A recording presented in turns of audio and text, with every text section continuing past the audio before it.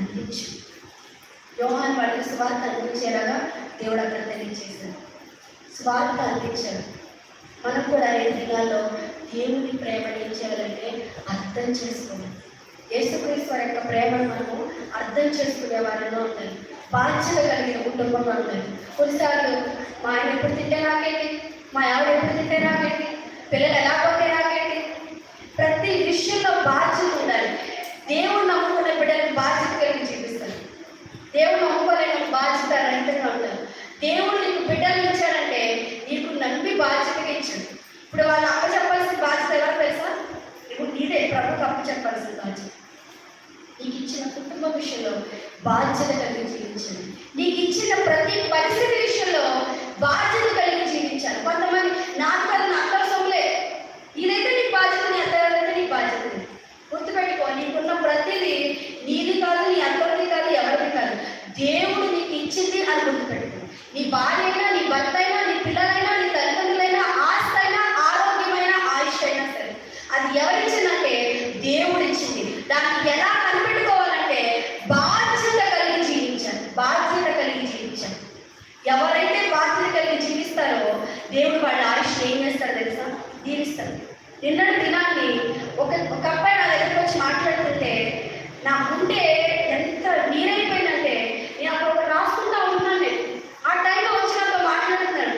Miss, మీతో ఒక విషయం మాట్లాడాలి మిస్, నా కోసం ప్రేయర్ చేయండి, నాకు కొన్ని సలహాలు ఇవ్వండి మిస్ అంటున్నాడు.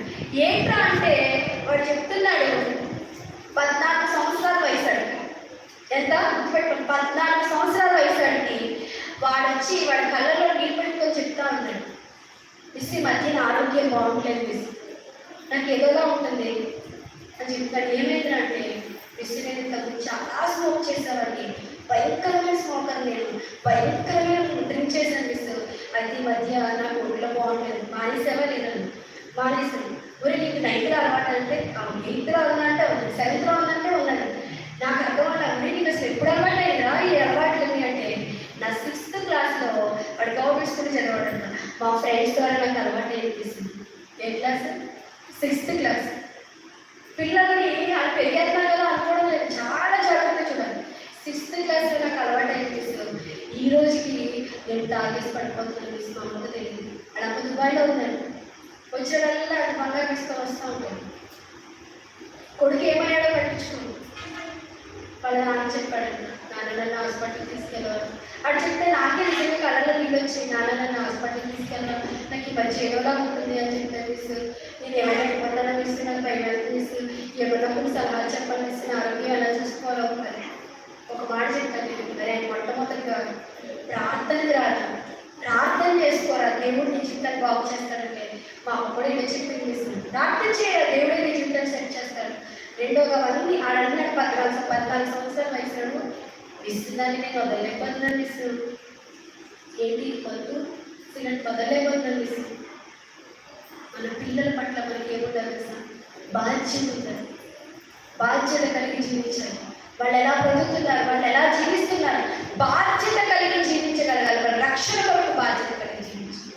యేసుక్రీస్తు ప్రభువారు శిలువ మరణంలో కూడా ఆయన చాలా బాధ్యత కలిగి జీవించారు. చాలాసార్లు అనుకుంటాం యేసుక్రీస్తు ప్రభువారు చనిపోయారు నా పాపం కొరకేనండి. అసలు యేసుక్రీస్తు ప్రభువారు యొక్క శిలువ మరణాన్ని కనుక మనం ధ్యానం చేస్తే ఆయన ప్రేమని మన నరాల్లో నింపుకుంటాం. ఆయన శిలువ మీద తీసుకెళ్ళినప్పుడు ఉదయం 9 గంటలకు తీసుకెళ్ళారు. 9 గంటలకు తీసుకెళ్ళిన వ్యక్తిని సాయంత్రం 3 గంటల వరకు ఆయన భయంకరమైన చిత్త వేదన అనిపించారు. 6 గంటలు ఆయన అనిపించారు. ఈ 6 గంటల్లో ఆయన పడిన బాధ చాలా భయంకరమైన బాధ. ఒకటి అవమానం వచ్చింది, రెండోది భయంకరమైన తిట్లు వచ్చింది. అయితే ఇలాంటి పరిస్థితిలో ఆయన అక్కడ అప్పగించినప్పుడు యేసుక్రీస్తు ప్రభువాన్ని కొరడా దగ్గరికి అప్పచెప్పారు కదా. ఆ కొరడా దగ్గరికి అప్పచెప్పినప్పుడు కొరడా ఎంత ఉందో చెప్తాను. నేను ఇప్పుడు టీవీలో చరిత్ర నేను చదివి చెప్తున్నాను, కట్టుకథ కాదు. టీవీలో ప్యాషన్ ఆఫ్ ది క్రైస్ట్లో చూపిస్తేనే మన గుండె తరిగిపోతుంది. కానీ అది 1% కూడా కాదు. యేసుక్రీస్తు యొక్క ప్రేమ 1% కూడా కాదు.